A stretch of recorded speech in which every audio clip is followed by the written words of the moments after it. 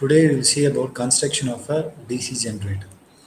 A DC generator has two major parts. The first one being your stator, that is the stationary part of your machine, and the second one being the rotor, that is rotating part of your machine. This can be compared with a giant wheel.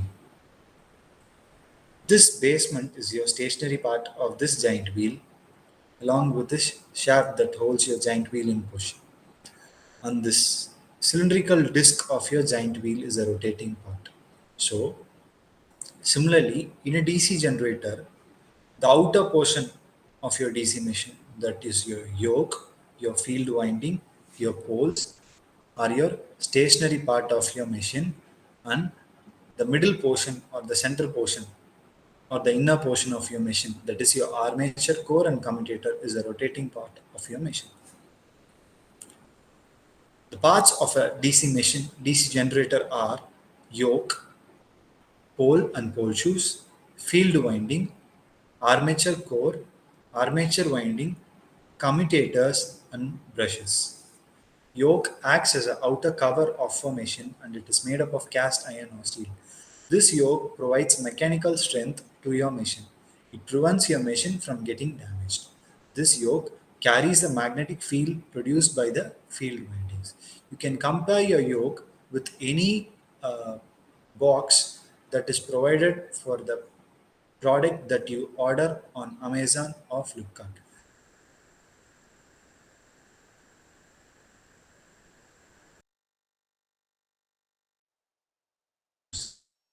Pole shoes are joined to the yoke with the help of bolts and welding. They carry the field winding and pole shoes are fastened to them. Pole shoes serve specifically two purposes. The first one is to support the field windings, and the second one is to spread out the flex. When you see the picture, the pole shoes are in the shape of a U, a curved U, or a C. Once the flux coming out of your poles doesn't travel in a straight line, the flux tends to take a turn and the area of flux linkage is increased with the help of your pole shoes. As I'm showing it on the screen. Okay. Next is your field winding. Your field windings are nothing but your copper conductors that are formally wound on your pole shoes, and these windings are producing the necessary flux that is required for starting the machine.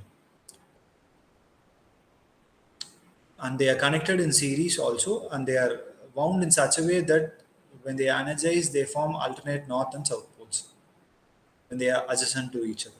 Next is your armature core of your machine. Armature core of your machine is a rotating part of your machine, or it is called as a rotor.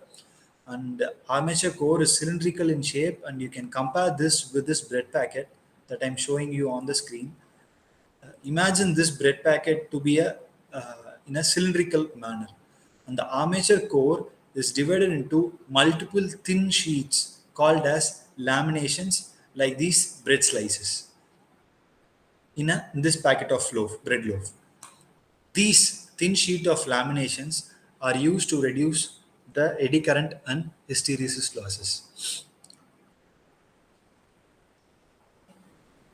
And the EMF produced is in a circulating fashion, and these EMF and circulating currents due to the EMF is called as eddy currents. In order to reduce these eddy currents, the armature core is split into several halves and they are laminated from each other to reduce these eddy current losses. And air ducts are provided in these armature cores to prevent the machine from getting overheated. And these ducts are used to carry air to cool down your machine. Armature windings are copper conductors that are placed in the armature slots of your machine. Armature slots are intersections on your armature core where armature conductors are housed. See here, these are the slots that are made on the armature core to house your armature conductors. These conductors are usually wound in lap manner or wave wound manner. Lap winding is nothing but winding the conductor on itself, and wave winding